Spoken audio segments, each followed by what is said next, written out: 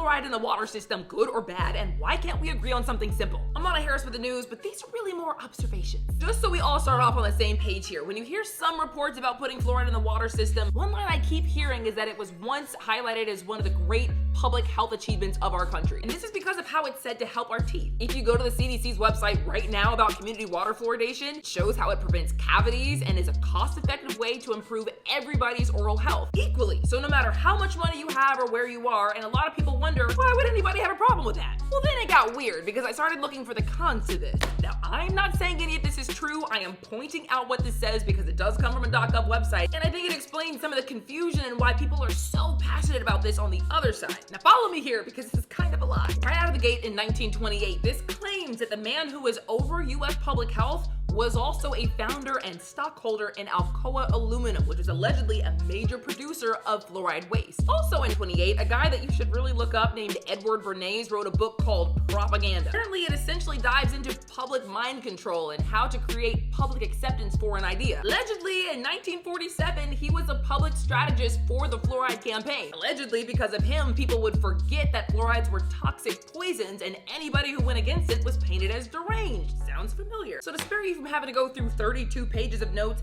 it basically lists fluoride concerns, studies, and uses over the years. This claims that Soviet concentration camps gave fluoride to inmates to decrease resistance to authority, and that Germany did the same thing in concentration camps to make the prisoners docile. It lists instance after instance where communities had fluoride put in their water and had all sorts of negative effects. Cities that started to put it in the water saw cancer death rates go up. That fluoride increases the incidence of Mongolism in babies, which we now call Down syndrome, affects reproduction, can lead to osteoporosis, bone cancer, or brittle bones and teeth, lowered children's IQs, accumulates with age, and can reach a toxic level in someone's lifetime. And then over the years, dentists started to be told not to share their personal opinions about fluoride. Fast forward to more recent years, I think this is from 2020, some scientists say that it's straight up taboo to study fluoride. One doctor said she was criticized for publishing a study showing that it was neurotoxic to developing rats. Some countries straight up stopped doing this or never put fluoride in the water to begin with. A lot of people have done zero actual research on this themselves beyond just kind of hearing reports about it. So if